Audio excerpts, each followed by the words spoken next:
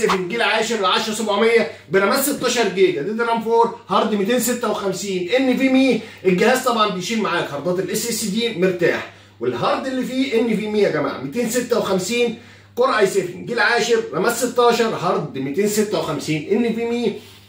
كارت الشاشه بتاعه طبعا بيلت ان. الجهاز بيشيل معاك كروت شاشه جي تي اكس والار تي اكس مرتاح، بيشيل معاك كروت شاشه 4 جيجا و6 جيجا مرتاح.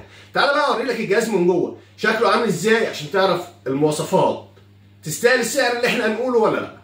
الجهاز من جوه شكله عامل ازاي. اجهزه فرز اول طبعا البروسيسور الكور اي 7 الجيل العاشر ال 10700 رامات 16 جيجا دي رام 4. طبعا الجهاز بيشيل كروت شاشه زي ما انت عايز. طبعا الهارد ان في مي 256 اس اس دي. الباور سبلاي 270 واط 80 بلس. الباور سبلاي مش قليل ومش ضعيف يا جماعه. الباور سبلاي ده بيشيل معاك كروت شاشه جي تي اكس 4 جيجا و6 جيجا. جي تي اكس زي ال 1050 وال 1060 مرتاح. الار تي اكس لغايه ال 3050 ال 4 جيجا مرتاح. طبعا الجهاز براند ديل، وديل الاوبتبلكس هو معروف في شغله عامل ازاي. اجهزه جيل 10 اجهزه حديثه، والسعر 19000 ونص لفتره محدوده. الاجهزه بتخرج معاها ضمان 3 شهور ضد عيوب الصناعه. عرض حصري من شركه شمس، والسلام عليكم ورحمه الله.